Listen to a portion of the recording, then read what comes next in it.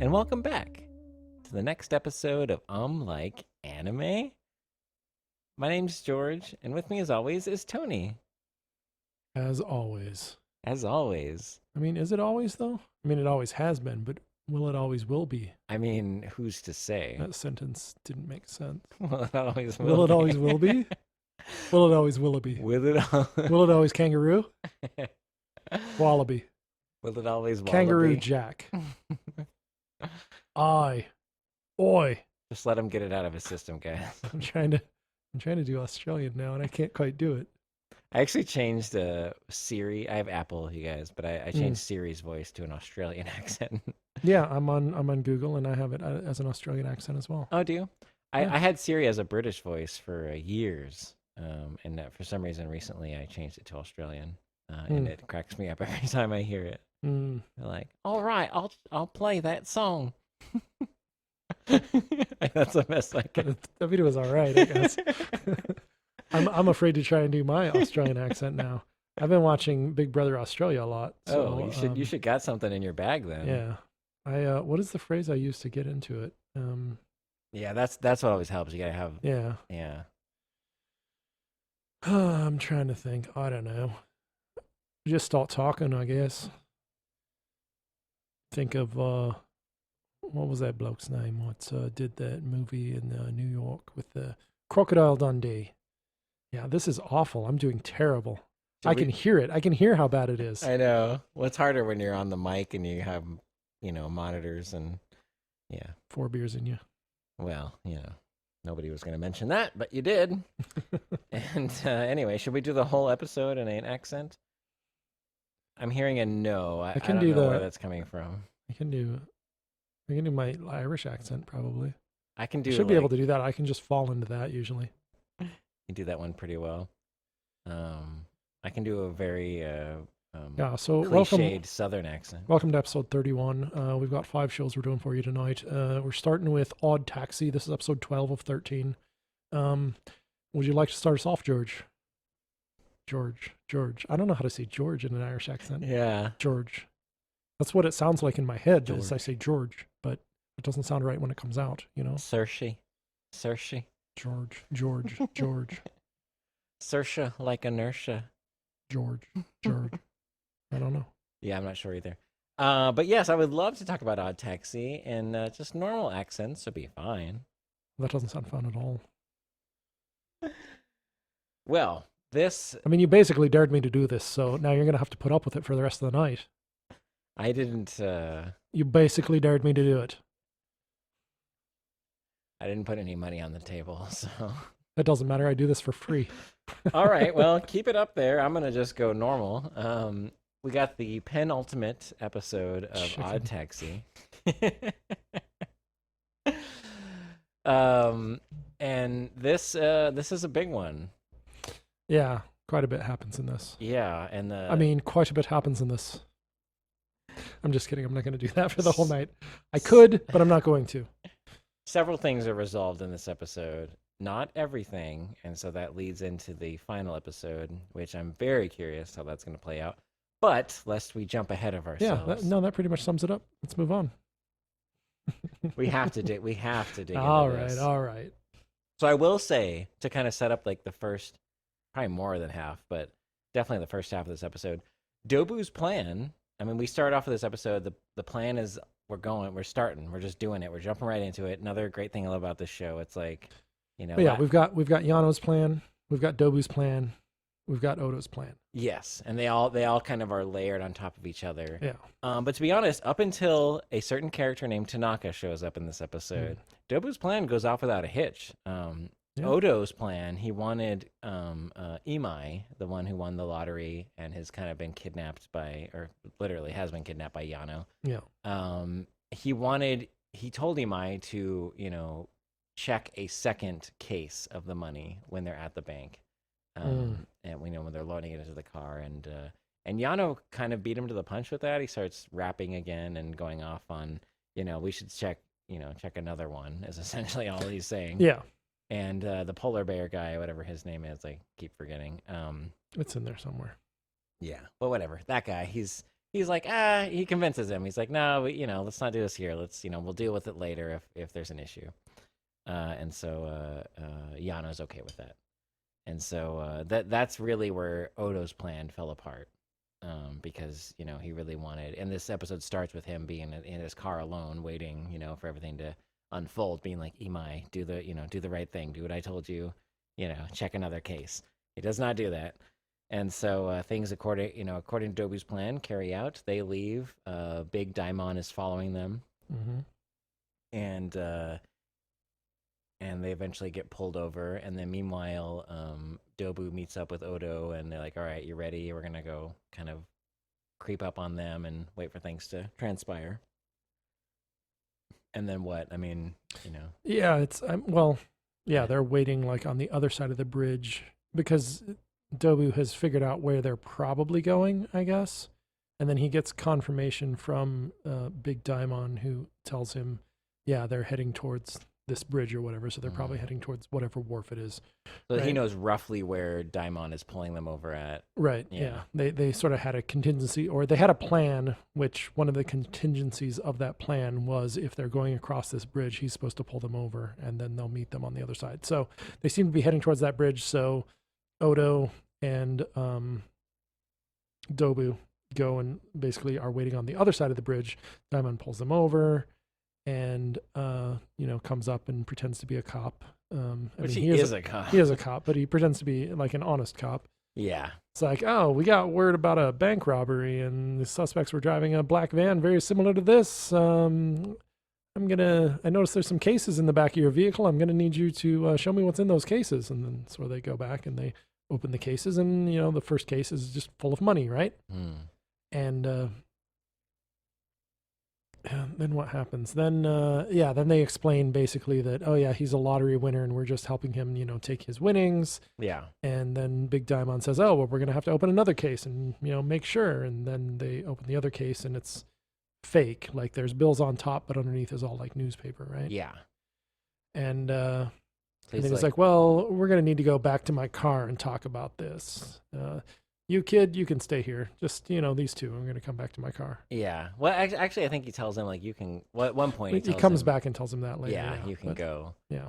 But yeah, so that's all happening, and he gets him back into the cop car, and Imai runs off.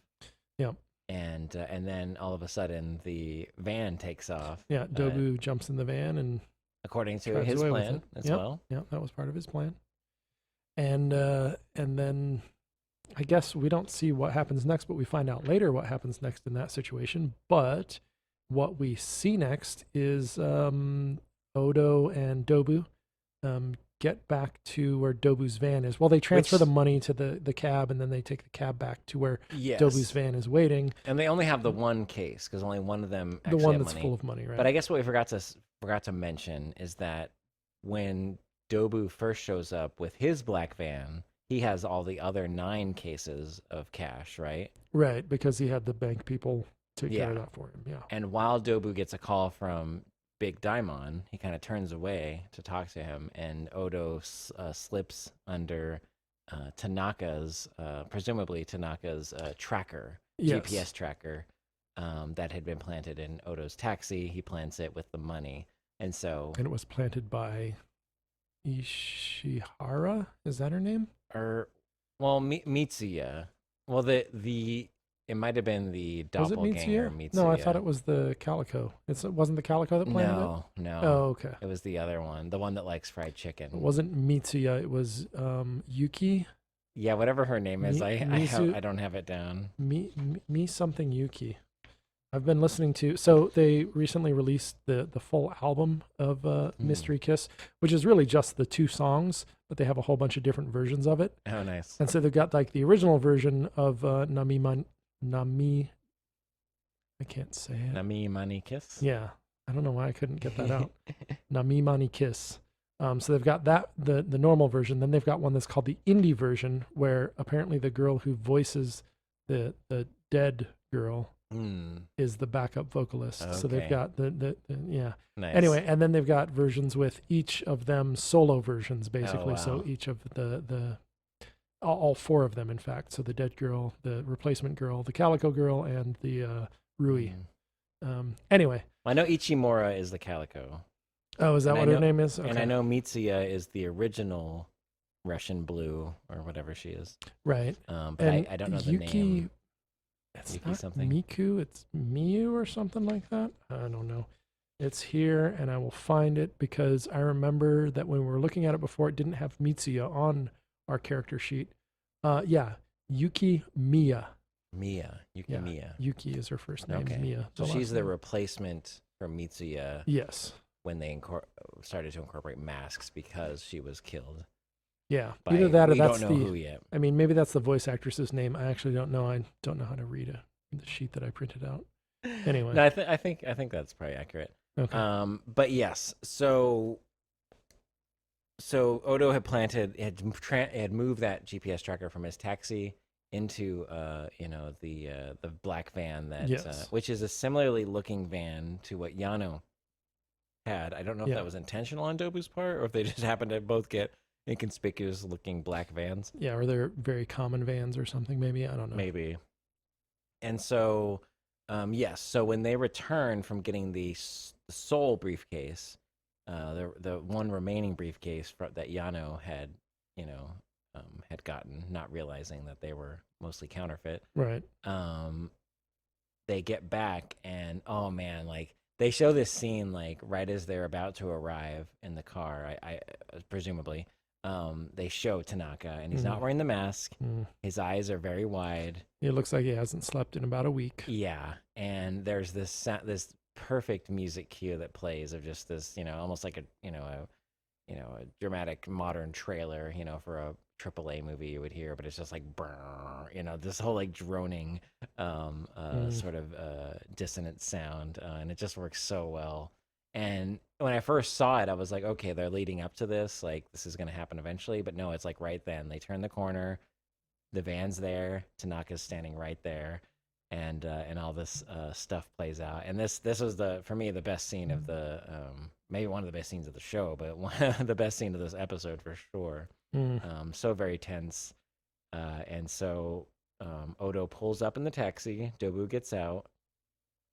First, Odo's kind of like, you want to handle this, and so Dobu gets out and he's like, Well, they do have the discussion where Dobu isn't afraid of Tanaka having the gun, yes, because he actually counts the shots, right? And it was his gun. He shot these in the club or whatever, right? Yeah, this many shots in the club. Then he shot one through the window and one into your car, and then he himself got shot in the leg or whatever. Right, which was only 5. So there's something else that I'm forgetting about. But yeah. Anyway, he counts them and he says, 6 shots have been fired. Yeah, and maybe the gun wasn't fully loaded because which throws us back to something they showed earlier in this episode. Well, and he's convinced that it's his gun that Tanaka has, right? Yeah. So he's firmly convinced of this. And he looks out and he sees it and he says, "Yeah, that's my gun." Yeah, but it's at a distance. It's not. Yeah, that's true. It's not. I'm trying to allude to something that you had discovered, which I think is accurate. But we'll get to that. Okay. Earlier in an earlier episode, right? Yeah, so they have this whole confrontation, and basically Dobu is talking to Tanaka, trying to get to the bottom of like what he wants. Like at first he's like, "You have a beef with me," and he's like, "No, it's the driver." And he's like, Dobu's essentially like, "Well, I'm pretty sure you shot at me, so like, it's we're kind of entangled at this point." Yeah, he's like, "That's my gun, and plus you shot me." And then Tanaka says, "Well, the taxi driver Odo took something very important from me, and I just want an apology at this point. I don't even remember what it is. I don't remember what was taken from me." I think he says something like that. Like, yeah. But I think he knows. But yeah, he's just so like far gone that like, and I like this aspect too because he's a gamer, especially like mobile games, and he's thinking this as a game, right? Like, he's been pursuing his enemy as if it were a video game. And he's kind of approaching it that way, but he literally says like, "I don't think anything will satisfy me, but an apology is kind of all I want at this point." And so Odo gets out of the cab, kind of begrudgingly, but it's so funny to me. Like he doesn't immediately apologize. He's like, I don't know what you're talking about. Like what is this? And so very, the Tanaka becomes very angry. Like you almost ran me over with your car, and my cell phone, was ruined. And then there's this whole like, Odo's like, your cell phone, like, and Tanaka's like, don't give me this whole like lecture crap about, about young people being attached to their cell phones. Like you don't understand. And which truly he doesn't. Like it was, and then he brings up this. Oh yes, okay. Now that I'm jumping ahead of myself, and so Odo finally swallows his pride. He walks around. He just, in his head, you can tell, like he's like, okay, I'll just give it up. I will apologize. Like I kind of vaguely remember this maybe, and I will apologize for almost running you over. I was probably in a hurry, but that's no excuse. It's a bad taxi driver move. And so he goes to do the Japanese bow. The formal apology. And as he bows, the Donraku eraser that was given to him by Shirakawa in the very first episode and is crucial to Tanaka's backstory, tumbles out of his front shirt pocket onto the floor, as he goes to dip down. Such a natural, like it just happens so fluidly. And Tanaka immediately recognizes it. He picks it up and he's like, how do you have this? And he's already distraught and underslept as you established. But then at that moment, Dobu recognizes the eraser as well. I was like, how did you have that, Odokawa? I gave that to Shirakawa. And it escalates this whole thing of Tanaka being like, well, how did you have it? Right. And there's like that whole username thing as well. Yeah, Ditch11 was the, and he spells it out. Dichi Ichi Ichi. And for some reason... Dichi-Ichi Ichi. And for some reason, Dobu plays dumb, like he's just trying to hand wave it. But then it turns out that really was him. Yeah. And he really was the person that ripped him off. Yeah, for 16 years ago or whatever it was. Yeah. Yeah, and the reason he got his ass beat by his dad, and as we already know, it's the crux of why, what he blames his whole life on. Yeah. Like his whole life has unfolded in a haphazard way that he blames all of it on that. And so like he's at this point ready to shoot Dobu once he realizes this, and then he does so. He shoots him in the gut. Dobu's like, you don't have any bullets left, and then gets shot. Yep. Anyway, back to the thing I was saying earlier about the thing earlier that references the bullets in the gun. So there's this shot of like inside a police station where we've got these police officers talking. Yes. Yeah, and they're saying, oh yeah, apparently he's in hiding because he lost his gun or something, and we don't know who they're talking about. We can figure it out if we think about it. But and then one of them says something like, oh well, what if he didn't actually use it? What if he actually fired it? Or what if he didn't lose it? What if he actually fired it? And they're like, no, he's too much of a wussy or something like that. Yeah, right? yeah. Anyway, which clues us into who the shot was that shot Dobu, because we know. And I'm thinking Little Daimon. That's where I'm going. Yes. Okay. Yeah, that's what we're thinking. Yes, and so that and you had posted, if anyone who follows our Twitter, but you had posted all four of you. Yeah, right. You had posted a shot-by-shot comparison from this show of two different guns. Yeah, the gun that shot Dobu in the leg and the gun that Tanaka stole. Right. Are two different guns. Yes, and very distinctly different looking guns. Yeah. But then that calls into question, like, because like Dobu was so convinced of the number of bullets left, and so you presume that Tanaka had a different gun, not Dobu's gun, right? No, if you look that's what I was thinking. If you look at the hands in the side-by-side comparison, unless Tanaka like suddenly put on gloves for some reason, that makes sense. But that's my question though, is like, why would it would make sense to me that Dobu would miscount the bullets, thinking it was his gun, if it wasn't his gun, Well, he knows someone shot him, and he knows that the I see. The kid earlier was shooting at them. That's right. Okay. but he maybe didn't get a real good look at the gun that shot him. So he's counting the bullet that shot him that he assumes is from Tanaka. Yes. And so that is not present in his math. Like Correct. there's still a bullet left. That he counted 6 because one of those is the one that shot him on the wharf. But it wasn't that gun, and it wasn't Tanaka that shot him on the wharf. It was little Daimon. So it was kind of his foolish mistake. Since his plan had gone so well, he was so convinced that that he was scot-free. Yeah. He was going to get away with it, and he was going to best Yano and get all the money. Mm-hmm. But this Tanaka business got in his way. Yeah. Anyway, so back to where we were in the story. Yes. Dobu gets shot by Tanaka. Tanaka runs off screaming. Oh my God. And I love that scene. And this is 2 episodes this week of, if you listen to my coverage on those Snow White notes, somebody had a panic attack and just screaming screamed. Breakdown. Yeah. Yeah. And it was done it was done effectively in both, but more effectively in this, where it's just like, you realize that that's why I was tying into Tanaka viewing this as a game, because they really pushed that. Yeah. And that just drove it home of he does not understand what the fuck he's doing. He's just shooting, he thinks it's a game. He is so deluded until he shot him, and then he's like, "Oh my God!" and the reality hits him. And presumably still screaming off screen, until we can't hear him anymore. I know. Anyway, and Dobu's like, "Oh, you got to take me to." It says to Otokawa, "Oh, you got to take me to this doctor I know. He'll fix me up." And Otokawa basically says, "Get fucked." Yeah, which I also have to tie this into it. We keep doing things out of order, but when Odo picks him up after getting the final briefcase, picks Dobu up, Odo starts acting like they don't know each other. He's got his dash cam there, and he's acting like it's just another fare. Oh, I'm gonna take you to your place, and Dobu sees right through it. That's true, yeah. And he's like, "What the hell are you doing?" And then he's like, "This isn't gonna work. I'm taking your dash cam data." And if you try anything, I will kill, I'll do something to Shirakawa. And he's like, "What will you do? I'll kill her." And he's like, and then Dobu's just kind of like, "Oh, I forgot you were that kind of guy," we had gotten too close.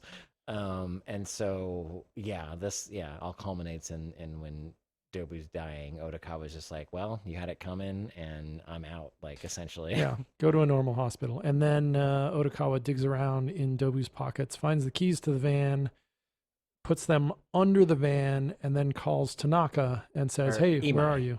Right, Imai, sorry. Yeah. Why would he call Tanaka? "Hey, buddy." "Hey, remember that guy you shot? Are you still screaming?" Yes, calls Imai and says, "Hey, where are you? We'll come to this, car park. And then, the police will probably be here when you get here. So just act natural. Go and reach under this. Yeah. Reach under this van, grab the keys, get in it, and drive away. It's got your money in it." Totally natural. Yeah, totally natural. And Imai's like, "Okay." He's like, "Yeah, and don't, take a cab because your money's in the car, so you'll be able to pay them when you get there." So yeah, totally natural. Arrive in a cab, reach under the van, get keys, open a briefcase in the back of the van to take money out to pay for the cab. And all the meanwhile, Imai had already said during this phone call that he doesn't have any money. Right. He's literally broke. Yeah, that's why he's walking. He's not. Yeah. So it's okay. But then right as this phone call is ending, Yano and the polar bear henchmen show up in a different car than the van that was. Oh no, they're in the cop car. In the police car. That's right. So we learned that they stole the cop car, but I love how they frame that, because it's because you're thinking oh wow, Dobu's plan went, without a hitch until they were confronted with Tanaka. Everything went awry. Dobu's now dying and will likely die unless he's saved soon enough. And Odo's able to, not only set up, get Imai his money back, but is able to get away. But then at the last second, they show up, and it's oh shit. And that's not the final cliffhanger, but that's the last we see of Odo and his situation. Yeah. And then we see how they got the cop car. Well, we don't see the actual events that happened, but we see that Big Daimon got the crap beat out of him. little Daimon shows up to pick him up and basically says, "Hey, big bro, I know you're a piece of crap that's working for Dobu, and I'm going to arrest you, but that's not important right now because we need to go catch the scum that did this to you." And so they set off to go find Yano and his gang, I guess. And I did appreciate that scene. Like, little Daimon is so conflicted. Like, there's one part where he says, like, "I can never forgive you," and then he's like, "No, I can forgive you. You're my brother, but the law will never forgive you." Though I wish it could. He's just so, like, he cares about his brother so much, but he cares about justice also. Yeah, and equally. there was also, what was with the keychain? Did you get that? I feel like I need to watch that again. I actually watched the episode today, and I rewatched it right after I finished because I was like, there's a lot that happened. Yeah, from what I understood, the keychain was something he received from, like, paying off his debt from being like, from the two of them being raised parentless because there was some taxi incident where their parents were killed or something. I don't know if we have all the details on that. Yeah, I don't remember. But there's some horrific accident that happened, and there was some debt that had to be paid, and that was like symbolic of that debt, and he had received that from the boss, right? From Dobu and Yano's boss, whoever that is, because he was the one that had sponsored them after their parents had died or something like that. Something like that, or he had a part in paying that debt, maybe, and and they, the big Daimon felt indebted to them, so that's why he helped Dobu, do his thing, which is interesting that, given the context of Dobu, like, kind of like being against Yano and, like, interfering with his business, that big Daimon was helping Dobu do that, so that you would consider that in the scheme of things against the boss, like it's infighting, like, essentially, right? Yeah.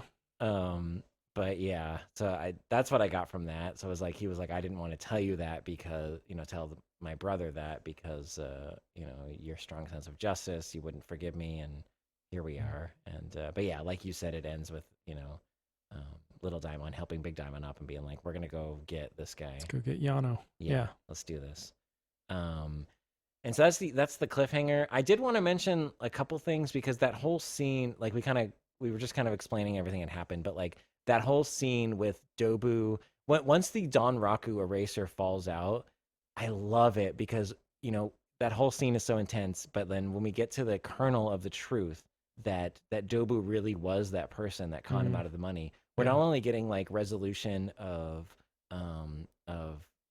Tanaka's story, but of this whole eraser and the path that it took, right? And the fact that Dobu is unwittingly, even though he's this gangster guy, he, unwittingly was part of, the whole motivation of this guy trying to kill Odokawa. I don't know, it ties that one scene ties so many things together and resolves them in such a way that is, like, tense but satisfying. Like, I really enjoyed it. Like, it was very well done. Yeah, I mean, they've been setting it up for the whole season, obviously, since episode 1, right? Just really well written. Yes, so good. And I guess the only thing we didn't get to is there's a scene. You had referenced it where there's the two cops talking about the gun. We think is little Daimon, right? And then that leads to us seeing Donraku at the doctor's office or whatever, right? Yeah, or waiting to be seen or something. Yeah, something like that. And so he is he's like some sort of popular figure, right? And he's the inspiration for this eraser where there's only one officially sold of it, right? So it ties all that together. But then, like, so the way I understand it with the whole Mitsuya, talking about the mystery kiss thing, is that Mitsuya was the original Russian blue, like, cat that was part of this group, right? That was killed, but she was friends with the daughter of the boss that is Yano and Dobu's boss, right? Yeah. And Mitsuya's dad is Donraku. Seems that way. Okay. So I just wanted to tie these things together. Like, we still haven't been confirmed who is the boss. Right. We've seen that baboon character or whatever he is. Not Don Raku, but that other maybe he's not a baboon. Don Raku's a mandrill, I think. So. Yeah, Mandrill. Yeah, but we've seen this other character in like the bathhouse and stuff, or sauna. The taper. Oh yeah, the taper. Yeah. Okay. And I forgot. Yeah, I forgot what animal he was, but I have speculated that maybe he's the boss. I mean, he's covered in tattoos, right? So yeah, we can assume. It's kind of there. So I don't know if that's true or not, or maybe he's just another like part of that organization. Yeah. But it's interesting. I don't know. Like the next episode preview showed all the characters that didn't get resolutions in this episode. We saw each member of Mystery Kiss. We saw Shirakawa in this preview. We saw Kakihana.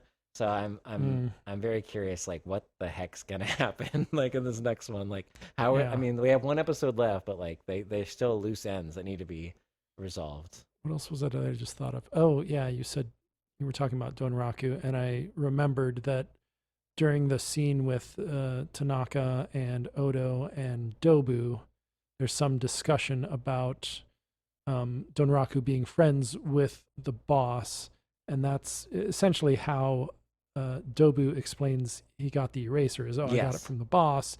And then Tanaka's thinking, well, there's only one that's ever been released, but maybe there were others that were made. If he's friends with, someone who's friends with Donraku, it could have be another one or something. I don't know. It was a whole nother layer of stuff that was just sort of thrown in there, which it didn't really go anywhere. It didn't really matter, but it was just like so much stuff. And I actually liked in that moment that Tanaka was like trying to think critically about it. Like, okay, maybe this isn't the same Donraku eraser. Like he wasn't just jumping to conclusions and be like, "You bastard!" Right. Like he was actually trying to think through it. Okay, if he has a connection with Donraku, there could be a chance that this was not the one that was sold and all that. Yeah, but then he gets onto the username and he shows the phone with the picture of the user to Odokawa, who has immediate, recognition of who the person in the photo is, even though they're all silhouetted. And even Dobu's like, "Oh yeah, that's me." Oh yeah, oh yeah, that's right. You can do that, huh? Yeah, that's clearly me. I totally play that game. Like, I'm not sure why I lied, but yeah. And then I was trying to get this, but the only other scene we didn't mention is with the Homo sapiens. Oh yeah, the comedian duo. They do to this live performance. that goes awry. Yes. I don't know how much we need to get into that, I guess. I know. But I'm imagining it's going to tie to something in the next episode, so I feel like it was worth mentioning. But and Giraffe Kid's in the crowd, and I don't know. Yeah, there's still so many little threads flailing about. Yeah, but essentially the older walrus, I forget his name, but the older guy is he a walrus? The older guy, or maybe he's like a boar or something. Yeah. Okay. Yeah, that makes more sense. But the older guy in the group kind of has like a meltdown during it and just goes off on Baba, I remember his name, and basically like is just like, I regret teaming up with you, I regret chasing my dreams, I regret being a comedian, and it's in front of this whole crowd, and it kind of ends like that scene ends abruptly. So I assume that's going to have some sort of repercussions.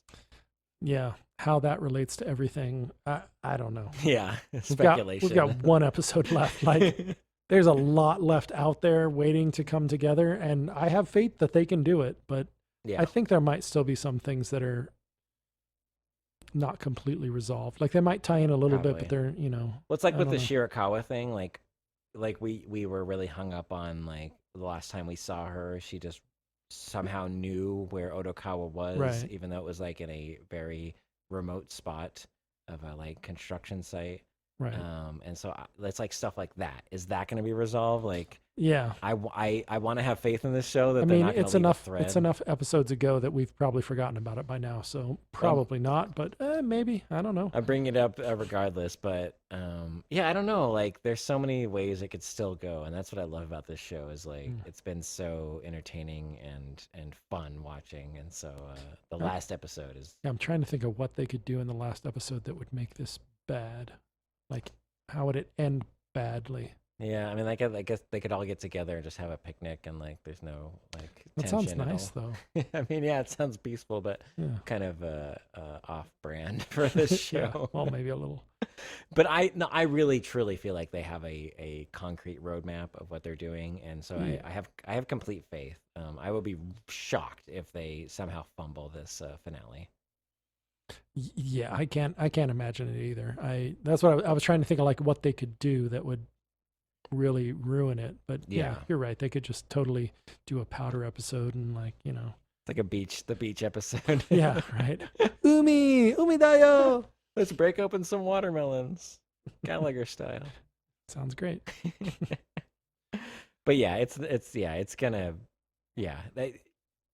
I'm hyped, and this show has me hyped. It has both of us, I think, and it has to deliver. Like it has to. There's Yeah. no other way. I mean, there's still a possibility they leave it open for more episodes as well. We're still not even sure about that, but And I wouldn't mind a little threads left open maybe here. semi-open, right? Yeah. Yeah, we still want it closed quite a bit, but Yeah, you could leave some intrigue for Yeah. a potential, like that's always classy, I think, Yeah. to have a little bit there hanging. yeah, not too open, just a little bit. Yeah. All right. Well, so that's Odd Taxi. We'll probably talk about it even longer next episode. Yeah. Well, good thing there'll be less shows to talk about next episode that we're doing these shows. Indeed. But we're not to that yet because next up is Megalobox 2 Nomad. And that leads me to Megalobox, which is a fantastic show. This is the second to last episode, otherwise known as penultimate. And I don't have much to say. It's a good episode. It's a really great show. I mean, it's a good. I mean, overall, it's a really great season. I'll say that. This season has been excellent. But this one, not too much happens. I mean, it just sets up the events of what's gonna come. So it's a bit of a connective tissue episode, as I would like to call it. But Joe starts his training. He's having health issues, but he's doing fine now. So he's starting the training. Training under what's his name? Under What's his name? Yeah, that's fine. He's training under that guy. Yuri. Yes. Yuri, which is the person he fought at the end of the first season. Yes. In the Megalonia tournament. And there's a whole thing with him training this younger guy, Lou, and yada yada. Yeah, if you're following along, you know what I'm talking about. But so Joe starts his training, and I like how they approach it. Like Yuri is essentially like, we're going full defense. Like he's also on board with Joe not dying. Like we're like. And so Joe, like, he's telling him, like, we're going full defense. And he's like, so what the heck? Like, I'm just not going to hit at all. And he's like, no, you're going to essentially wear out your opponent, tire them out. And then. Rope-a-dope. Rope-a-dope? Is that a thing? Yeah, that's what, I don't know if it was Muhammad Ali that coined the phrase or not. But yeah, you defense up, you take the punches, you let them wear themselves out punching you, and then you just throw them a haymaker. Yeah. Because you're all stored up. You haven't thrown any punches, really. You've just been taking blows. And you've conserved your energy. And, yeah. You're ready to go. So, yeah. Hey, and they call it the rope-a-dope because usually you're up against the ropes while they're beating on you and you're just protecting. Yeah. Anyway. So, rope-a-dope, yeah. You're teaching me things. I mean, to be honest, like, me getting into a boxing anime just on paper doesn't really click, but like this this show is really good, and so I've learned a lot about boxing, and now you're teaching me even more. So rope-a-dope, yes, fits that entirely. And then they have like a scene where Sachio, it's kind of cool because Joe is not going to go gearless as he often has in the past. He's going to use Chief's gear, rest in peace, who has passed, and Chief and his son, who also died young, but have made this gear together, designed it and whatnot. And so there's a scene you get with this old man who's from the first season, but he is a mechanic and he can also mod gear and stuff. So he's working with Sachio. I think I remember him. He was early in the first season. Yeah, I remember him. Yeah, you see him first episode, and beyond. But yeah, he's with Sachio, and he has an apprentice, which is this girl who I didn't realize was a girl in the first season. They're all young, Oh. I just didn't realize, but she's a girl, and I forget her name. I don't have it written down here, but she has been an apprentice of his, the old guy, mechanic guy, and Sachio is kind of joining them to mod the gear, and so they have this whole scene of like where, the gear itself is made of like the inside of it's kind of designed very well to take a lot of hits, so it kind of adds to that defense tactic that they're going with. But it's lined with cow skin, which is a little not it's a little like too much for the Joe's build, is what they're talking about, and so Sachio comes up with the idea to use deer skin. It's like a little softer, and thinner, it's thinner, and it'll mold better to Joe's build. Anyway, the scene itself was important because it shows Sachio, assisting Joe.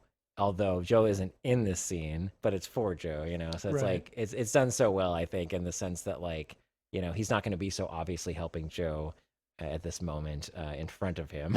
I mean, in your descriptions of Sachio throughout this season, I keep thinking that he's very like tsundere towards Joe, and a little bit. It's just sounding more and more like it as you describe it. Like, yeah. I'm not going to help you, but I mean, I'll help you as long as you don't know about it. But that's a good description. I mean, I think he definitely is coming around like more and more. But like in this, I mean, in this season and leading up to this point, he's definitely been like that tsundere, like. But I don't know. It makes sense to me. Like it doesn't seem like a like character like stereotype where it's it makes sense because like he doesn't have a family. Joe and Joe and Coach Nanbu were his family, and the coach is gone, of course, as we know. And Joe betrayed him. Joe left him, even though he told him to leave. But he was just a kid, right? So it's like I love that whole aspect of like he's juvenile, he's insecure, he's emotional, but he's also very proud. But at the same time, he wants to have that family dynamic, and Joe is such a part of that at this point, and he's been missing him for so long, but been mad at him at the same time. And so now that he's come back around, he's proved himself. He's rebuilt the dojo or what have you, practice space or whatever. Gym. Yeah, that's so weird. Thank you. You're always there for me. I know words. I know a couple of them. I know the best words. I can't remember the words that I want to say, but I can remember the words that you want to say every time. I think sometimes I help you out with a word or two, but probably. But yes, gym, that complicated word. Gymnasium. Joe has proved himself, right? But like it's not, and it makes so much sense to me that it wouldn't just immediately win Sachio over. So it's been this slow thing because he has this pride. But anyway, he's coming around. And he's helping in this way. Yeah, I mean that's sort of the central, to me anyway. This is sort of the central thing of this season is the Joe Sachio redemption. You know, of that. Like that's the thing I'm most looking forward to seeing come together. I guess. Yeah. We're not seeing, but hearing about. I guess. Yes. And I'm not watching it. And I predict that the final episode will have something with that, But all right. Yo Sachio. Sorry, I was trying to do Yo Adrian, but say Sachio instead. So it didn't quite work. The bulk of the episode is actually involving Mac. Which is going to be Joe's opponent. He's the one that beat Lou most recently and put him in critical care, and he's also the one that is the victim of some crazy evil experiments. Robot corporation, or whatever you want to call it, evil medical corporation, I guess. Yeah, and he's having some crazy side effects from that, which put him at odds with his family. And in the end of last episode, he had kind of, he was kicked out of his house because it just escalated. And he was reading a book to his son that has been brought up many times, and it's a storybook about this hummingbird, this tale of this hummingbird and a nomad who interact, and they Nomad. Yeah. So, but the hummingbird is a symbol that's on Chief's gear as well, and it's a very strong symbol in the show. And this episode does much to like round out not only the storybook like tale of what the hummingbird and the nomad are. Like we hear the ending of that story, which is essentially the hummingbird like sings a song for the nomad, and the nomad says, "I've lost everything." He's just kind of annoyed, trying to swat away at the hummingbird, and eventually gets to a point where like he's in despair. The nomad's like, "I've lost everything, I have nothing," and the hummingbird says, "No, you have legs to walk, and you have eyes to see, and you have all these things. You're not without nothing." And you've got this annoying hummingbird that follows you around everywhere. Yes. But then we learn in this episode at the end of that story, the hummingbird is dying, and the nomad is walking past the hummingbird. But instead of just continuing on, the nomad actually stops, after all the interactions they've had, and says, "Sing for me one last time, hummingbird."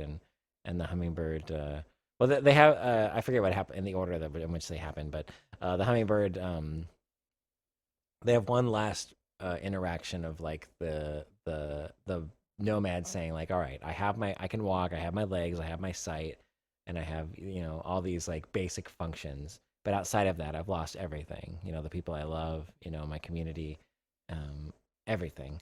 And the hummingbird, I forget exactly what the hummingbird says, but the whole point is that like you still have, oh no, this is what the hummingbird says: you still have a past to regret, you have a future to take to make a choice, and you have a present, sorry, you have a past to regret, you have a present to make a choice, and you have a future that is unknown. And these, so those are the hummingbird's last dying words. And before the hummingbird dies, I jumped ahead of myself, but the nomad says, "Can you sing for me one last time?" And the hummingbird dies. It does not sing, and then the nomad walks off, sort of humming or whistling the song of the hummingbird. And so this is the story, and so I love it because it ties not only into Mac and his son, but it ties into Joe and his whole arc in this season, and also to Chief to a lesser extent. But with Mac, what we see is that in the end of last episode, he had confronted the Sakuma, the medical, evil medical corporation guy, who's essentially just using him as a pawn. And that went to no avail. Like, he was essentially like, your son, was saved because of me. Like, what are you going to do about it? And so he's just left in despair. And the first half of his story in this episode, he's just like drinking heavily, drinking hard liquor, whiskey, and just wasting away. He's like in an alley, and like he can't escape the ghosts of his past. And then it escalates to the point where he's like passed out in a car, and a cop comes up and knocks on the window. I was like, "Hey, what are you doing?" And he's just being kind of a dick about it because he used to be a cop. And then his old partner also comes up and is like, "Hey, what's going on here?" He's like, "Oh, Mac, I know you." And so they kind of have a heart-to-heart conversation, and there's a busker that's playing guitar, plays this like it's actually the ending theme to the show, which is really good. It's a sort of like flamenco-esque ballad, very beautiful.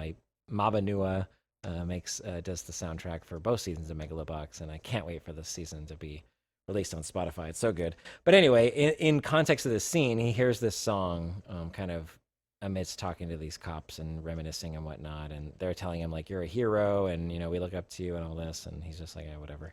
But he kind of feels something, and he has a come to Jesus moment, if you will, about what's really important, and it brings him back to his son. Like, I'm being too selfish. I need his life, no matter the circumstances of why I'm alive and he's alive, because there's this whole like quid pro quo thing with the evil corporation guy proposed to the wife of Mac, was like, because we got a little more information on that, like leading up to Mac's incident, the son needed a transplant, and they didn't have one for him. We'll fix your son, but let us do an experiment on your husband. Yes. Yeah. Even though your husband would probably be fine with just like extensive physical therapy. And so anyway, Mac accepts all that and realizes what's important. And so he ends up going back home, and the wife is, she's very, she was kind of distraught about everything. And she was on the verge of calling Shirato Corporation, who had reached out to her because they're concerned about what's going on with Roscoe, the evil medical corporation, because they had teamed up with them. But she refrains from doing that.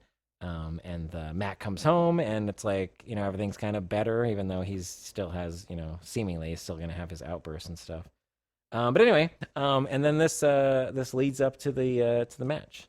And I liked that. It's like they got all the intro stuff out of the way, so once this next episode starts, it's gonna just be the match. And it's a boxing show. It's right, so it's like I get excited about these matches, but it's not just because I love boxing. It's because everything is built up to it, like all the character interactions, all the motivations, all the emotions in it is so everything's geared for this. And it's like, oh yeah, you would imagine that a boxing anime season would end with a big boxing match. Yeah. But it's been done so well, and I can't wait for it. Yeah, I mean, I don't think people watch Haikyuu because they love volleyball. No, that's true. People don't watch Yakumo because they're really into, pottery. I mean, some people would like to watch Yakumo because they're interested in pottery. Yeah.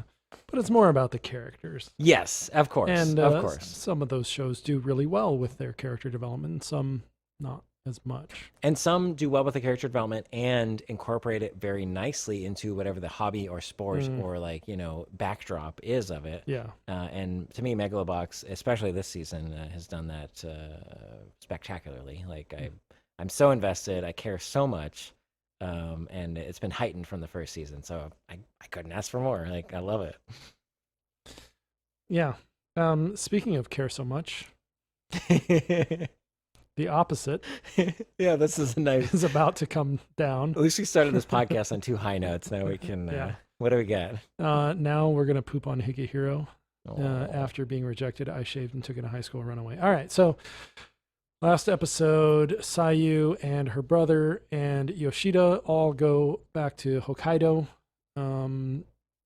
where Seijo and her brother's mom is. And so they get there, and Seiju's mother just like slaps her because she's been embarrassed by the fact that Seijo ran away, basically. Anyway, and in this episode, we get a little bit more. I wouldn't really call it depth, but we get a few more reaffirmations that her mother is just a very sort of stock bad person character. Her mom just basically sucks. Anyway, but the power of Yoshida begging her mother not to be mean anymore works a miracle, and whatever, fuck this show. Parental advisory for any young listeners out there.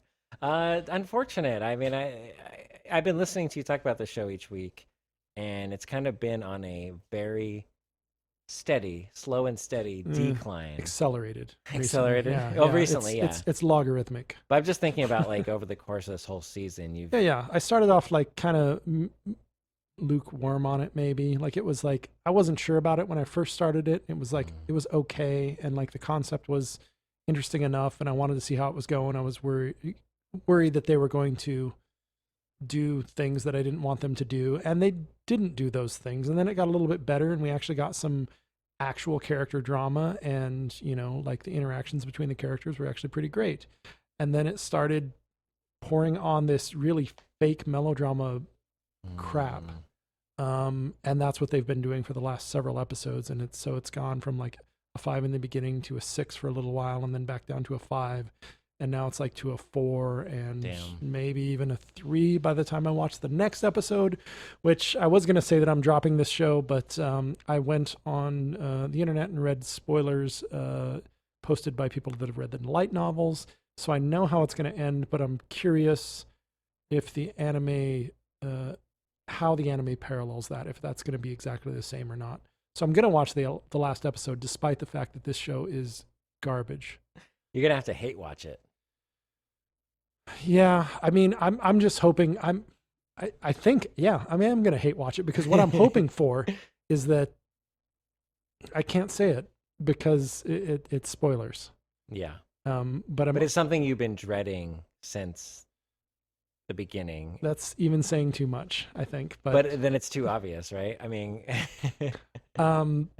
Yeah. So the light novel ends in a certain way, and I think the anime is going to probably not end. It's going to end with the same idea, but they're going to. I can't say any of this. Is this supposed to be adapting the entirety of the light novel, or is just the end of this arc? I actually don't know. I don't know if there's more after this in the light novel. Not sure. Yeah, I'm not 100% sure on that. I think it is. I think the light novel is over after this, so it's adapting the entirety of the light novel series. Wow. I don't remember how many volumes it was, 5 or 6 or something. Well, despite you wanting to drop it, I think it's probably fair that since there's 1 episode left, that you just see it through and give us your once there are no spoilers left to. Yes. Once I can't spoil anything, I can talk about it more freely. Yes, and just give it your honest opinion. And so it's just like it had promise. I actually enjoyed the show at one point, and it's just been on a downhill trend and accelerating downhill as well. It's not like a smooth like downhill. It's like, getting steeper as we go. Plummeting. And like, yeah, I honestly, I don't know. After next episode, it might be a 3. Right now it's a 4, which is lower than it's ever been. And normally I would just drop a show once it hits that point, but there's only one episode left. So whatever. I'm going to watch it. I've talked about it too much. We're going to move on to better things, things that I love and things that are over. So yes, alas, I say verily unto you, the saint's magic powers and omnipotent has come to an end. I know, it's very sad actually. It ends well. I'll just go over the points in the story, which, it's in a Yashike, so it doesn't really matter or whatever. It's more about the feeling. Yashike romance. A little bit, yeah. And it, doesn't do much. Well, a little bit. I don't know. Anyway, so after having been rescued, so they went into the forest and there were the slime monsters and like they were having some trouble, and then the Grand Magus shows up and like incinerates the slime monsters, right? So after the Grand Magus shows up, the party decides to retreat momentarily to regroup, and they go back to town. And in town, Sei and the old lady check in on the potted plants that Sei had cast her, what are they calling it? The Saint's Blessing on. And yeah, they're growing quite well. So, whatever they did, I guess, worked. And then the old lady says, hey, I've got this garden over here. You want to try it on this? And a little bigger plot of land or whatever. And so Sei does, and that all seems to go well as well, I guess. And the Grand Magus shows up and is jealous that Sei has been working with this old lady and not keeping him informed and in the loop on her progress with it. But he's impressed that she has sort of mastered the ability to use the power at will instead of it being somewhat random. Is he jealous because he likes her, or he's just like thinks no that... he's really interested in this power thing, basically. Okay, he missed out. Yeah. He's like, what, why didn't you tell me about this? Why wasn't I invited to be here when you're experimenting with your power? Why didn't I know that you now have more control over your power and you can cast it at will and stuff like that? Because they were working together before to try and figure it out, sort of. Okay. Yeah, it's not the sort of, it's not a romantic jealousy. It's a intellectual jealousy, I guess. Yeah, so then after that, he and the old lady are talking a bit, and Sei is like, oh, these two are very like-minded because they're both sort of discussing her power. I don't know. They're not really talking about her. They're talking more about her power and stuff. And then so they take her out to a farm, basically, with, giant plot of land, and say, okay, now do this. Do this whole area. And she's like, okay. Am I getting paid for this? So she does, and she's like really wiped out and worn out, and talks with the Grand Magus, and he's like, yeah, it'll get better. The more you use it, it's like a muscle. The more you use it, the bigger it gets, the more powerful it gets. You'll be able to use it faster and stuff like that. Because she still takes a while to be able to cast this conjuring, because she has to just sit and think of the Ice Knight until it happens, basically. Get all horny. What she does. Yeah, basically.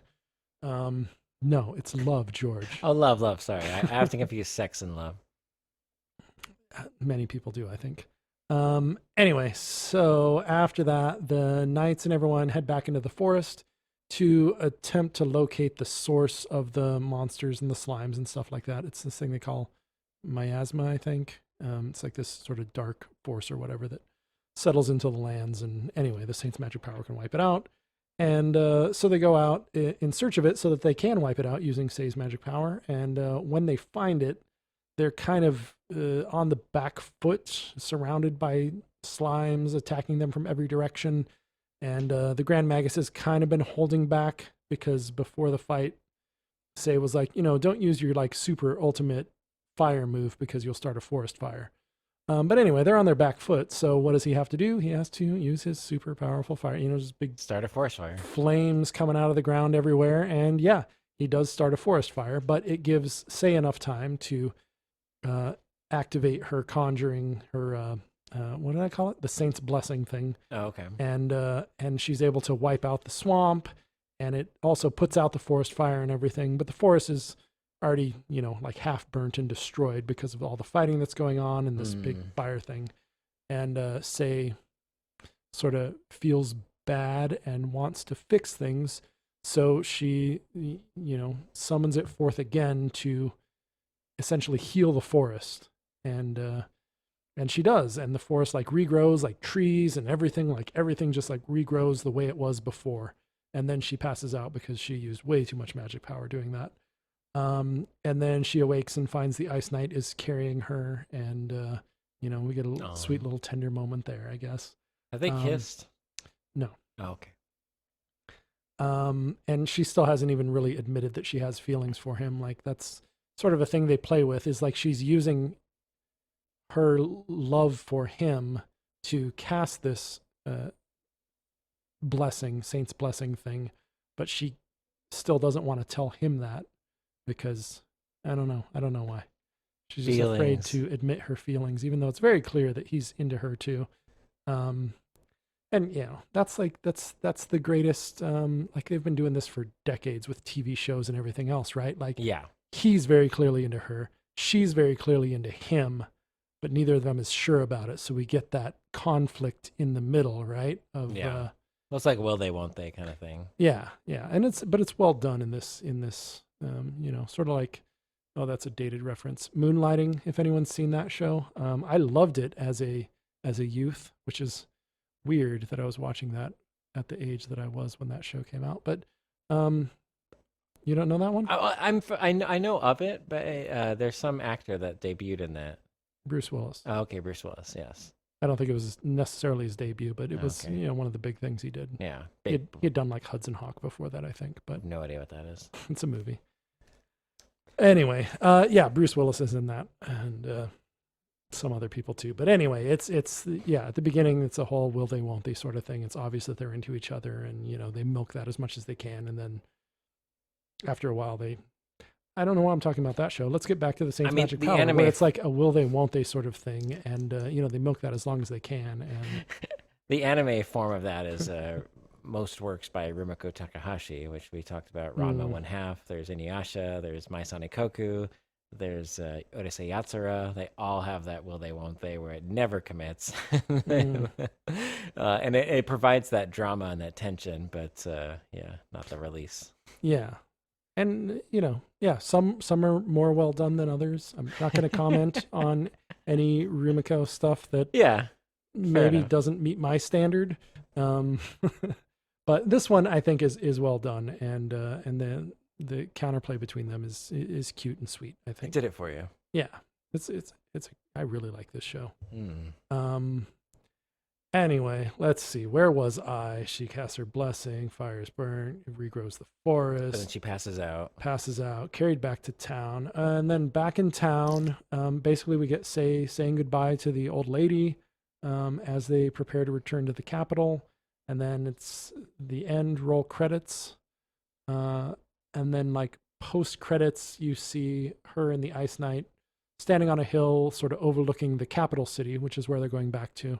And they have just a little conversation, and it seems like, so as they're leaving, the old lady is explaining to a character that I haven't even mentioned, but like a guy that hangs around her, calls her grandma and stuff like that, and who also seemed to sort of have a crush on Sei, and the Ice Knight was kind of jealous of.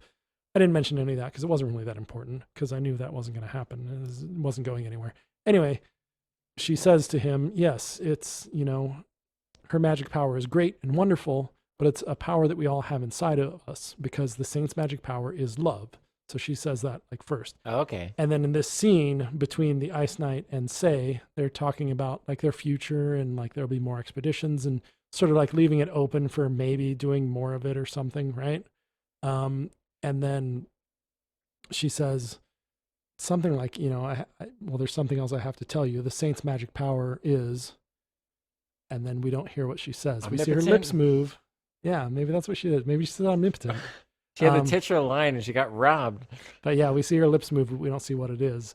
So I'm assuming that she is now telling him that the saint's magic power is love, and maybe she's going to be confessing now that she uses him as sort of the, but they teased it. Yeah. They left it so it's like, did she say that? I don't know. Maybe she said, what's the word in Japanese? Bannou, the omnipotent, I'm guessing. Seijo no Maryoku wa Bannou desu. So Bannou must be omnipotent because Seijo is saint and Maryoku, well, saints. Can you fit Maryoku. it phonetically to what she mouthed? Yeah. I assume that you would welcome a second season of this, but do you think it A deserves it, and B, do you expect it to get a second season? I don't know how much source material there is on this. I haven't looked. It might depend on that. Is it a satisfying ending, though? I compare it to something like Flying Witch, for example, Yeah. which I love very much and hasn't gotten a second season, and I know that there's source material for that. Maybe that one wasn't popular enough. This one I think is pretty popular. So I wouldn't be surprised, but I really don't expect that there will probably be a second season because like Iyashike type stuff like this just it doesn't often get them, you know. Yeah. So if they do, it's years later. Years later, yeah. Yeah. Okay. So I don't know. It's sweet, it's cute, it's fun, it's relaxing, it feels good to watch it. Like this show. Among my favorites for this season, without saying what the favorite is or any favorites or anything like that. Not everything is ended. This is it for show of yours. It's ending. Yeah, it is. Season. It is among my favorites of what do you rate it as a whole at this point? I mean, it's probably still like 7. I don't think it's quite made an 8. Yeah. Like, light 7, medium, strong. I'd say a strong 7. Strong 7. Yeah, it's right on. It's right in there. That's a recommendation then to our listeners. Yeah. From you. Oh yeah, for sure. Like if you're into that sort of thing, I guess, you know, I mean, there's always that qualifier. Like not everyone's going to like this. It's like Iyashike it's not something I would relate, you know, that I would recommend to our friend who loves Boku no Hero, right? Yes. And I have recommended some things that are slightly Iyashike to him, but they have other things going on and he has enjoyed them. So he might actually like this show. I very much doubt it, but it's like an isekai Iyashike with a romance element. Is that is that a fair description? That's fair. Yeah. Because it's not like super Iyashike because there's actually quite a lot going on and there's like a through story and stuff. It's not completely slice of life because of that. Yeah. I mean, Iyashike just means like feels good, which it does. So I think Iyashike fits pretty well. And it seems like the stakes, although are never that high. They're never that like fever pitch where it's like, oh my God, what's going to happen? It's like, no, I feel safe about this. Right. Even when they're like cornered in the swamp and everything, we know that the Grand Magus still has this power that he's holding back, right? Yeah. And actually, it was during this episode that I thought to myself, the battle scenes, like it has battle scenes and stuff. It has fighting, but it doesn't last for 5 episodes. And it's wrap it up. Like, yeah, it's over pretty quickly. It's like minute and a half, maybe 2 minutes or something like that in the battle scenes. And I think they're good battle scenes, but they are short. So it might not scratch that itch for people because it's so short. But for me, that's about all I need. I don't need a 5-episode battle arc, you know? Yeah. Well, I mean, it depends on the show too, right? I mean, this show that would be so out of place, right? If they had some cliffhanger battle. Well, right. They choose to focus more on actual story and, you know, characters and, you know, things like that instead of. But either can manage that, but yeah, that's not the focus of the battles. Yes, the battles are not the focus of the show. Yeah. Although I would say that they're not unimportant to the plot of the show. Yeah.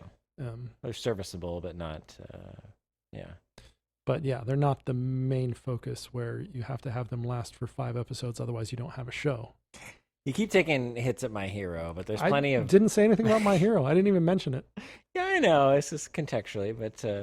Because that was like 7 episodes. So, you know. There are shows with plenty of battles that are very well written. One Piece, I will invoke that name. But anyway, that's a story for another day. You want to invoke Inuyasha as well? I'm sure there's. No. Does it have long battle scenes? I've never watched it, so. I mean, there's some longer battles, but. Naruto. Yeah, I'm. One Piece is fantastic. That's all I'm saying. I throw these other shonen in there. I mean, so like Hunter x Hunter definitely does that. Yes. And it's a show you love. And I love it, but I hate that about it. So, yeah, I don't know. Whatever. We're venturing. We're digressing. But anyway, you like this show, Higehiro. You've covered every episode of it, and you recommend it to listeners who are in. Well, I don't recommend Higehiro because that was the last show we talked about. Higehiro is dog shit. I said that. Yeah, Saint's Magic Power. Yes, Saint's Magic Power is what we're on. Yes, Saint's Magic Power. I like the show very much. I'm just short of saying I love it. I like it a lot. I think it's good if you like this kind of show. Okay, cool. And if you don't, you're probably not going to like it as much as I do. No, fair enough. And I am sad that it's over. Yeah, maybe it will come back though. We'll see. Maybe there'll be something next season that will fill that. Nope, there's nothing. We shall see.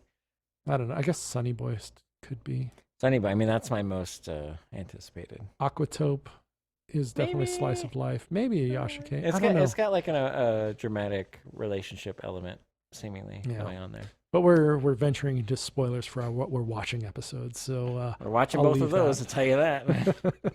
Spoilers. Yeah.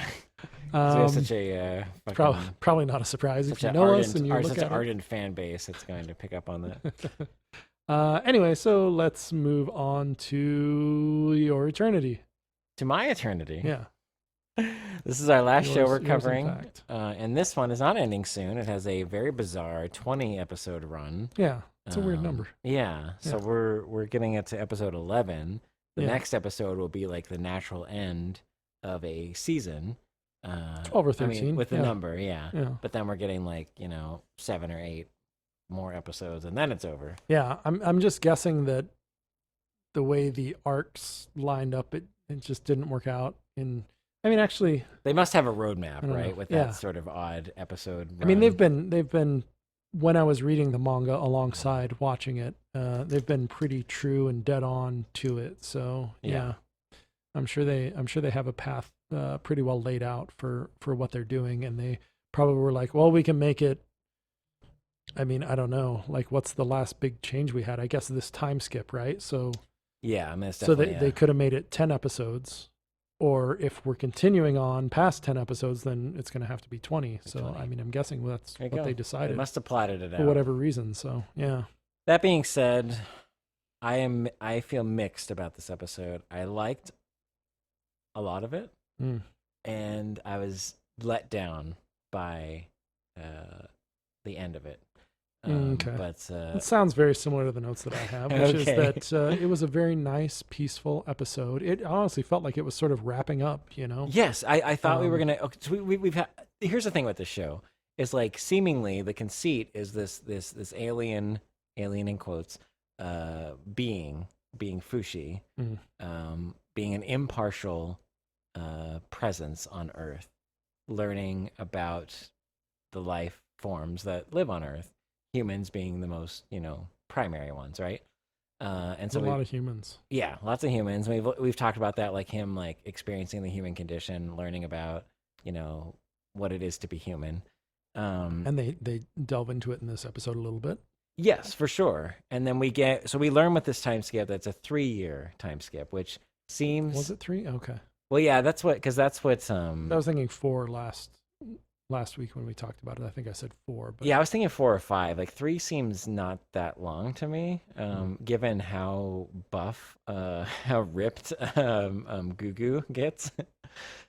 Been working hard, man. He has. He's been killing that protein powder. But we learned that Reen is about to turn 16. And I forget who mentions the 3-year thing, but it's either her or Gugu, one of them. But it was a thing. I wrote it down. Okay. And so, yeah, this whole crux of this episode is that she's about to get married, or she's about to be betrothed. Betrothed. What's the word though? Engaged. Yeah, but arranged wedding is the. Yeah, I mean that's what I meant by betrothed. Yes, betrothed. Yeah, but yeah, it's an arranged wedding in the sense that she doesn't know who she's marrying, and it's not up to her. I mean she does know him, but she's never seen him. She says that specifically. I've never seen his face. Yeah, but she knows. I don't know. She knows his family. She probably has actually met him before when they were children or something like that. Maybe. Would be my guess. It seemed like anyway, but I don't know. It could be. She does say that she has never seen him, but regardless, she's in the beginning. She's making her and Fushi are hanging out together, and they're each making presents. And Rin is making a crayfish.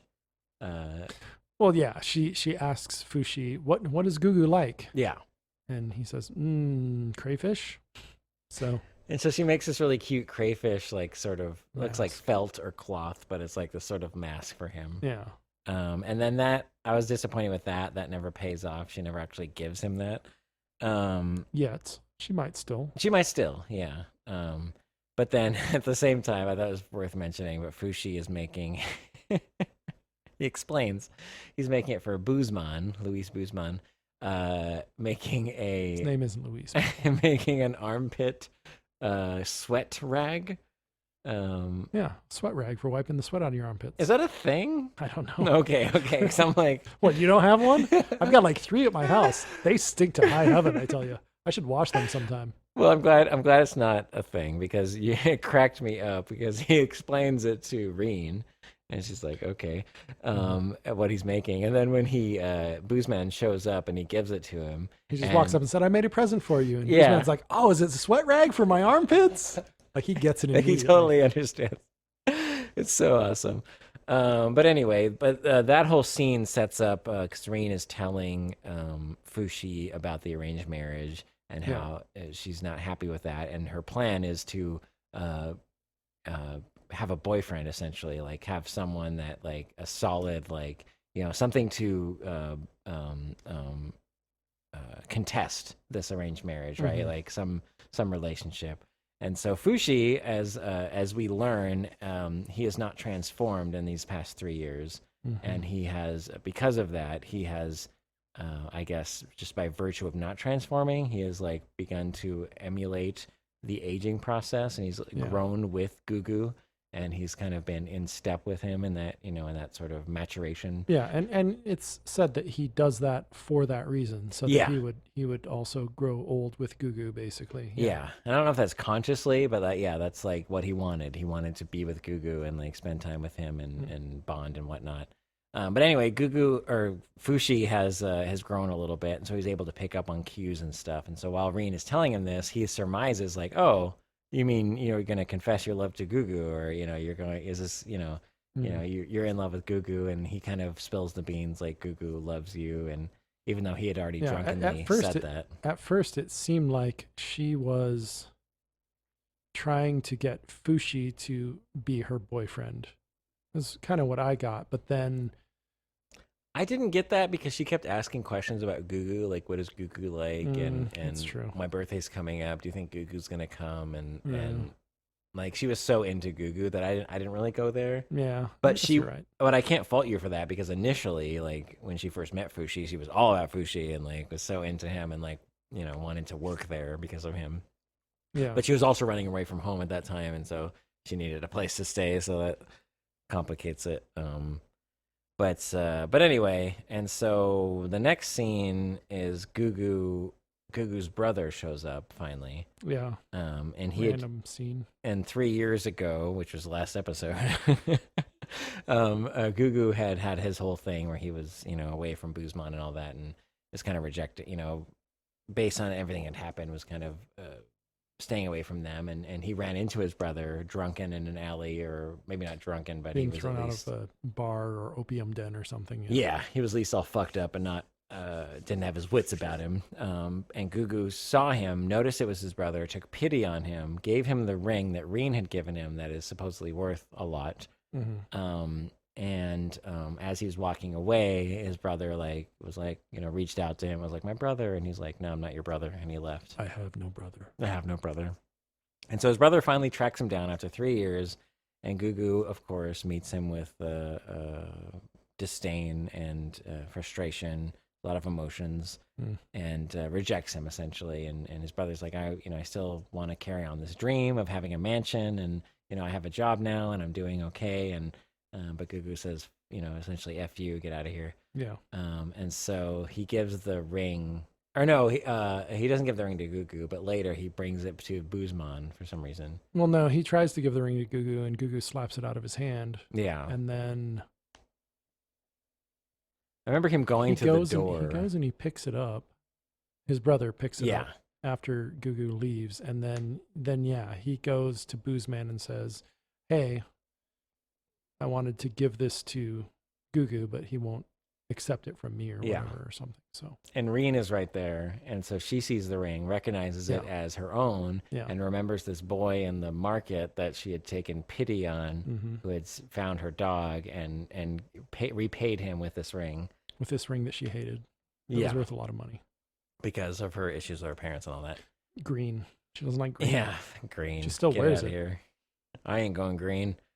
And so she realizes in that moment that Gugu is that kid. She doesn't realize that he's the one that saved her life with that runaway log. Right. But she does realize that he is that kid. Yeah. And so she doesn't even know that her life was saved. Yeah, that's true. She just thinks that she was out picking flowers and someone pushed her down and gave her a nasty cut on her arm. Yes. And so, but it starts this inkling, right, in her mind of like, you know, I know this guy, like there, you know, we go back further than I thought.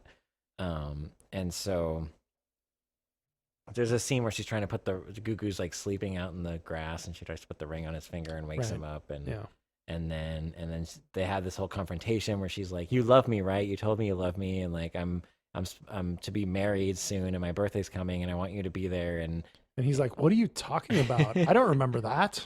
When did I do that?" And obviously he does remember it. He's totally, you know, just a nervous.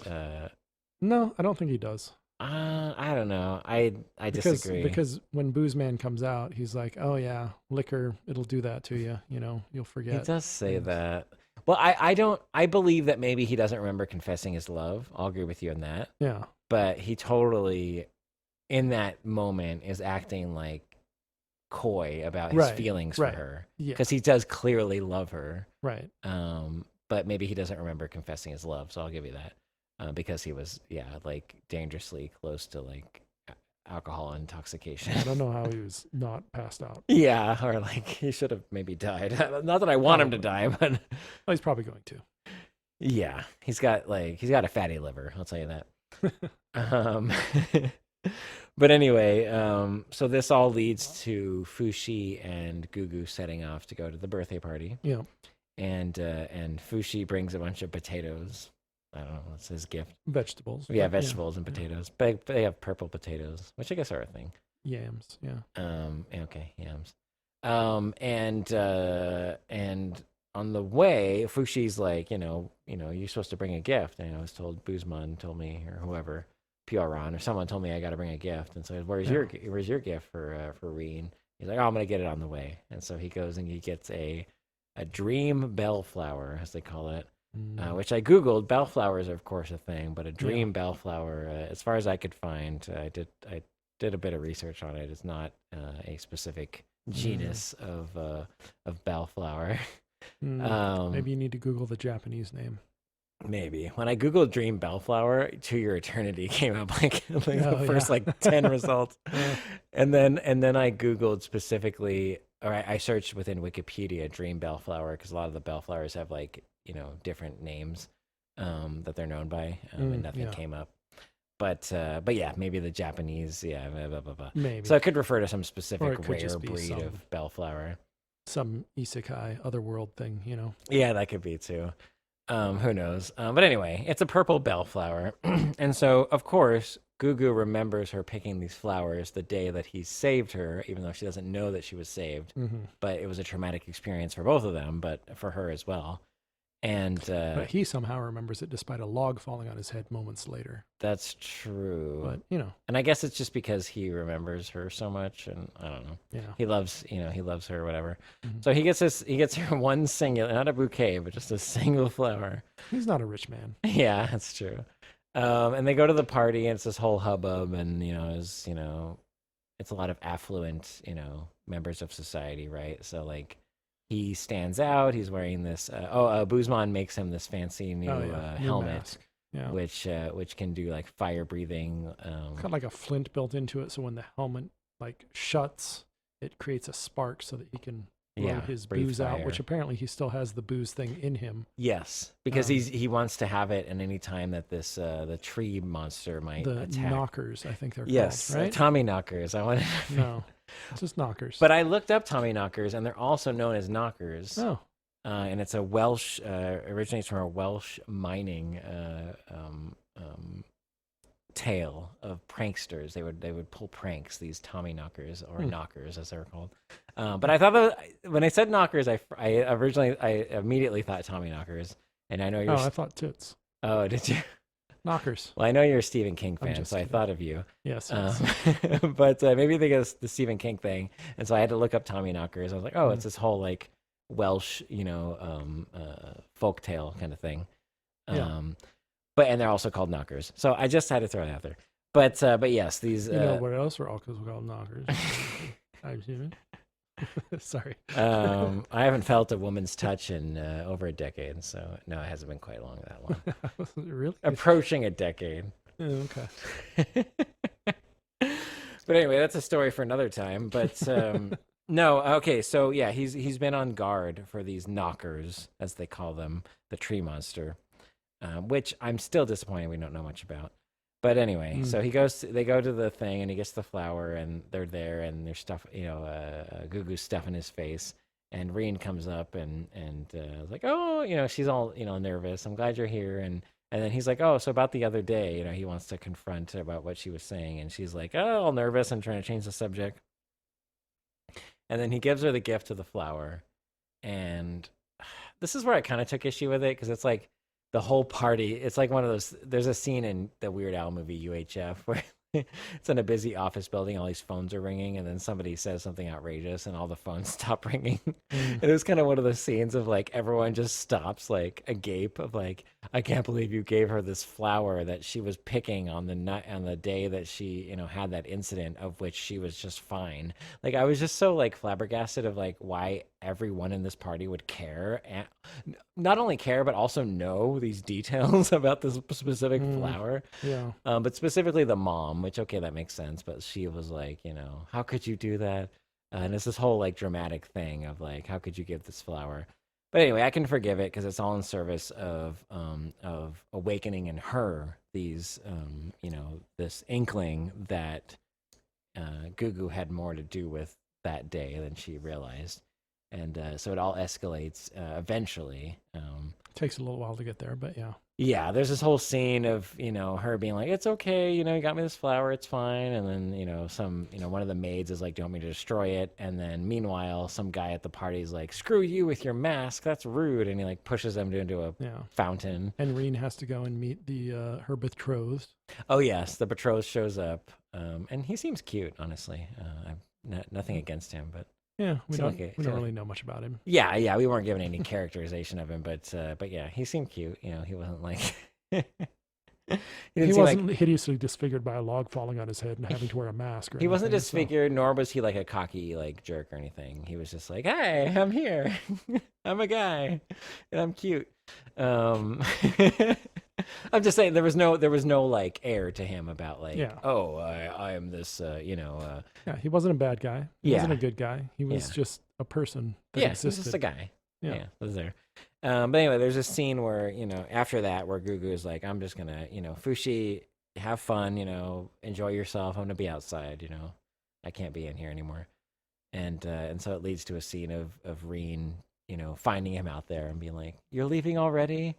And this is where I have an issue, because this whole episode, I thought, as you hinted towards, it was building to something, this reveal of him taking off the mask, right? And of course, and there's a perfect scene. Did I hinted that? Well, you hinted at them building towards something, and so that's what I thought what you were talking about, because this is where my mind was at, and I was like, oh my god, we're gonna do it. They're both outside. They're alone. They both clearly know that they love each other. It's been established, or they at least like each other. Like, it's been established there's romantic feelings, and they're on this like sort of terrace or whatever overlooking. It's this like romantic scene, and right at about the time that sort of thing might have happened, But before that, okay. so they go into like Reen starts asking him about how he got disfigured. Yeah. And saying, I'm not going to hate you for it. Like, I think at this point she's already sort of figured it out because of the flower thing. But she's kind of playing dumb. This is where it comes back and pays off, right? And she's asking him about it, and which is this hasn't come up in the past 3 years, but okay, continue. Yeah, well, because he hadn't given her another flower, and she also didn't prior to this realize that he was the boy. Yes, so now she knows that there's a connection there. Yeah, and anyway, so she's asking him about it, and he's like, all right, well, I'll tell you about it. There was this girl that was picking flowers or something like that, and and then she sort of takes over the story and starts like saying, and she was picking the same flower, and you had to push her out of the way, and like she basically has already figured out and basically tells the rest of the story for him. Yeah, I mean, there was a certain point where she was like, where I was like, do you not get it? Where she was just like, and then what happened, and that, and like, but she's kind of goading him into it until like it clicks for her. I think it had already clicked. She knew where she was going with it. She was just getting him to say it. But I think I just got the sense of that, like, she was in disbelief, that like she wasn't entirely convinced. Like she had kind of put these puzzle pieces together, but like wanted to hear him say it, like, you know what I mean? Like not like I already know it, let me catch you in a trap. Not that, but like, I think this is where it's going, but like I just have to hear it from you. Like, right. I'm not convinced. Well, because he's refused forever to tell her about it. And he tells her in such a roundabout way, but she still is like, okay, like, this isn't all I need. Yeah. And so we get to the sort of the climax of that where basically she realizes that he's the one that saved her, and he has finally told her the story about how he saved her and became this disfigured monster that he views himself as. And then back to what you were saying. But yes, in this moment though, I just want to add on that she is taking all this in, having already thought that this was the case, but being confirmed of that, but then also taking in the emotions of like that she's at fault somewhat for his disfigurement and for all the shame and all the grief, everything he's had to go through, right? Like she's not directly responsible, but like she is indirectly part of it. And so I think it's like kind of a reckoning of her in her mind. And it's a great scene that was all fucking blown up in our faces, I think. This is where I was disappointed with this episode, where inexplicably, the way they're positioned, he's sort of standing on this like sort of outlook. Overlook sort of. It has a balcony. Yeah, it's this whole like sort of thing that has been crafted, built there, and it just cracks inexplicably, and he falls down this cliff. Mm-hmm. And this is where the episode leaves us on a cliffhanger. And then we cut back inside. Yes. Well, I don't know where you're leading with that, but basically they established that like, with Fushi, right? Is that where you're going? Yeah. Yeah. So Fushi's creator is like, just, for the audience sake, is like, oh, the knockers are back. Yeah. And I hated this. I already am disappointed with the knockers themselves, like that we don't know much about them. Like they are a threat, but like the stakes aren't really there. It's just like they just show up whenever it's convenient. And specifically we've got 9 more episodes for them to justify. That's true. That's true. I can't call it just yet, but it's just like I have faith in this writer, the manga writer. Okay. Yeah. I can't cast it out entirely, but it just seemed like a cop out given the anime because it has to end on a cliffhanger, right? Yeah, and I don't know how it. I haven't been keeping up on the manga, unfortunately. I probably should catch back up on it. But I don't know where this would be positioned within the chapters, but this is probably the end of a chapter, right? Probably. I just wish, it wouldn't have bothered me so much if it was built up somehow, that if like while they were talking, you could see like tree branches like slowly like building up like around him or something, or like something to like indicate that like this is going to happen. Cause like, given how it is, it's just happens. But, so I understand what you're saying. Yes, that would have maybe played better in one way, but at the same time, during that scene where they're having this sort of heart-to-heart conversation, they aren't paying attention to any of that stuff. That's and true. we as the audience shouldn't be either, because we're as much in that scene as they are, right? Yeah. So all that stuff could have been happening, but we didn't see it. They didn't see it. Yeah. So I don't know. Yeah. It Fair enough. could go either way. It just depends on how you're trying to tell the story and what sort of story you're telling. And I think the aspect of their budding romance was the more important part of that scene. Yeah. And it leading into this whole knockers thing is really just happenstance, and that's just where it happened, right? I mean, happenstance, but it was purposefully done. Like to me, it was it's undercutting their moment. We knew. I mean, we knew it was going to happen, right?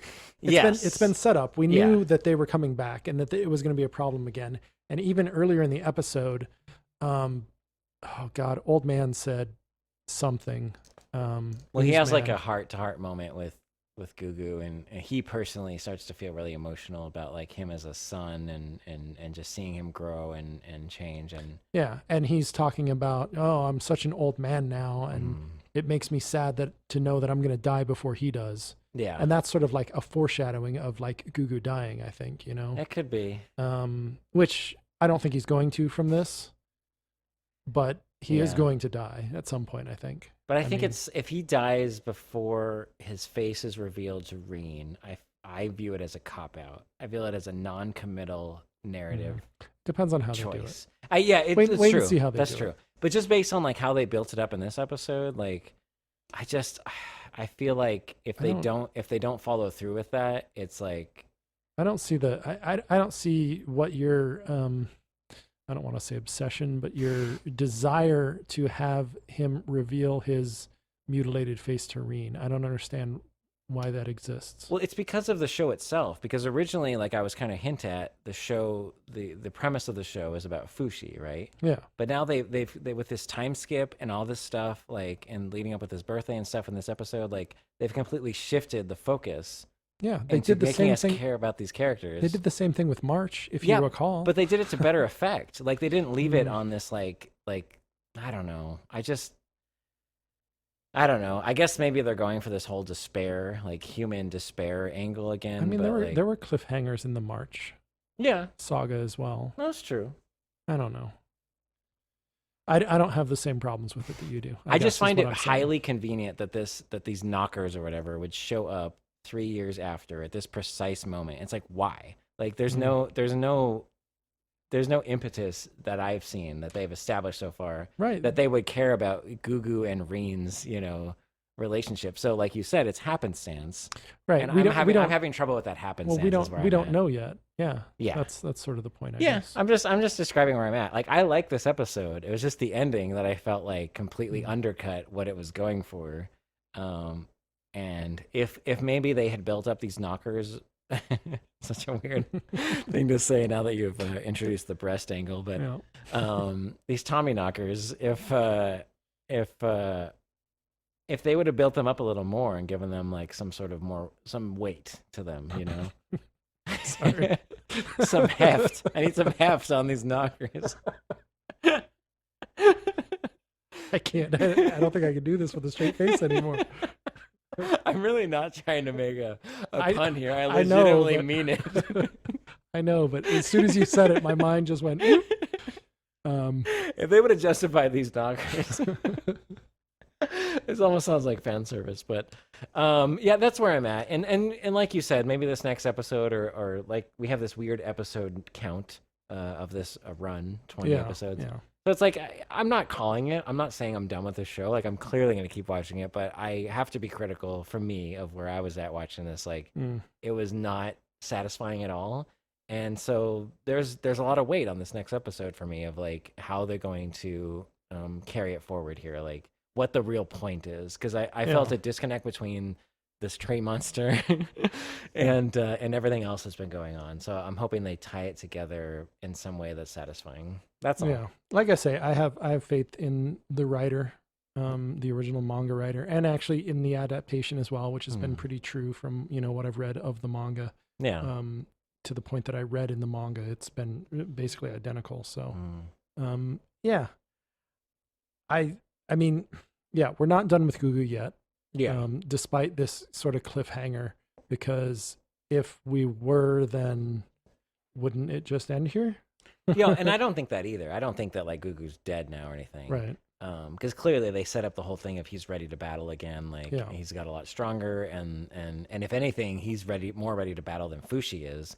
Because Fushi's kind of hasn't transformed in 3 years and has kind of become more human and thus more weaker compared to what he could be. And so I could totally see like Gugu being, the hero here, where I guess he was before. He was the last time too, which is, yeah. I mean, I think it's probably going to change that up. I think Gugu's going to try and be the hero, and I think he's probably going to fail in some way. And I think maybe Fushi's going to have to rescue him. And I don't know. I don't know.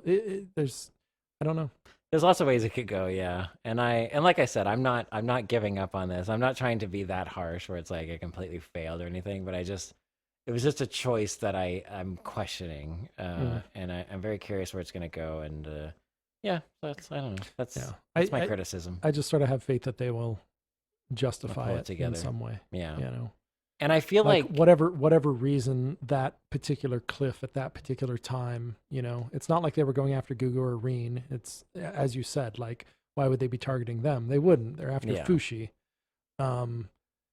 But at the same time, they know of Fushi's connection to Gugu, and that Gugu was the one that sort of saved Fushi last time. So maybe they are targeting Gugu a little bit. Maybe. Because of that? Well, that's what I have to wonder. This is the third time that they've attacked, right? And Fushi isn't anywhere to be seen in this instance. Right. He's inside. And so that kind of, goes along with what you're saying. But then it makes me wonder, like, what is the impetus for each time they've attacked? Was it happenstance the first time, or were they seeking out Fushi? And now are they getting smarter, like you're saying, and they're seeking out Gugu to get to Fushi, so maybe. If that's the case, it's like, okay, but they need to give me some more on that. Like it can't just be like, oh, attack, and then we beat him. Like they need to talk, or like we need some more characterization on this enemy. Yeah, if I'm to care about the only information we have is from the creator, really. Yeah, and that they were created by another creator, basically, like in opposition, believes in sort of a different approach to how this world is supposed to go, or something like that. So reminds me of two people each having their own ant farm, but they're connected, like they have their own goals and they're trying to accomplish something. I think of chess, but yeah, chess, but I'm saying about playing with lives, it's like actual lives, like they're they're trying to accomplish something without being directly hands-on, but in a vacuum. I don't know. It's interesting. I don't know how much will be revealed about. If you imagine that the chess people are actual people. Yeah, like battle chess. No, like the chess people are actual people, and you're just telling them what to do. I don't know. Yeah, that's true. But at a certain extent, and you're like, I've got a good idea. I'm going to get a guy that he's a knight and he can jump over other pieces, and that's Fushi, right? And then you've got these knockers. That's like your bishop, right? I don't know. I'm done with this metaphor. That could be. But it's interesting with Fushi's creator, because like he will intervene. He has intervened, but it seems like he doesn't want to. Like he wants Fushi to be able to. He's not, to some extent, he's not allowed to, but he has already intervened more than I thought he would be allowed to. He said something like that he couldn't help him or something. Yeah. At the first fight, like I can tell you this, but I can't actually help you, is what he says, something like that, right? But then in the second fight, he doesn't, like, he kind of lets him know it's about to happen, but he doesn't, like, help him in the same way. Right. But then at the end, he, sort of jump starts him from the rock, that's the part that I'm saying is more than I thought he would be allowed to do. That's true. I don't know. So yeah. There's a lot. There's a lot more to be revealed, a lot more than in just even 20 episodes. So yeah. But we'll see. I still like it. I'm not trying to shit on it. Like it's one of the best shows this season. So, but I just take issue with this episode. But we'll see. Maybe the next episode will justify everything that's happened. Yeah, we're getting about 2.5 chapters per episode, I think, somewhere around there. Okay. 2 to 2.5. So we've got 20 episodes. So that would take us to 50 chapters-ish. And there's 147 or something like that. Wow. So there's a lot more. It's probably still going, I imagine. Yeah, it's still going. So well, cool. Well, I hope even after this ends, we get more because I do like it. I think it's pretty popular. I think it's popular enough. It'll hopefully keep going and hopefully not catch up, and you get, you know how it goes when they catch up. I'll say it's my 4th favorite show this season. So yeah, all right. It's ranking in that regard. It's in my top percentiles. I don't know. I'd have to actually look through the list and see, but it's a top show. So it's top 5 for you. It's probably top 5 for me. Yeah, I'd imagine so. I think so. Anyway, yes, I think that does it for us. We talked about some shows more than others, deservedly so, I would say, in some cases. Yes, sometimes we ramble and when we shouldn't, and sometimes we just poop on things and move on, as we should. Yes, and we're gonna try to get better at that. We have pooping on things. Anyway, that's going to do it for us. Thank you for listening. We've got 2 more episodes next week. And then we will be starting into season 2 of our podcast, the summer season, summer 2021. Our what we'll be watching should, based on what George told me, it should be out before this episode comes out. So it's probably available now. If it's not, it will be soon. Anyway, thanks for listening. If you have anything you want to say to us, you can find us on all the social medias at umlikeanime. That's UMLIKEANIME. I have been George, and he is Tony. Wait. Yep. Whatever. Good enough for government work.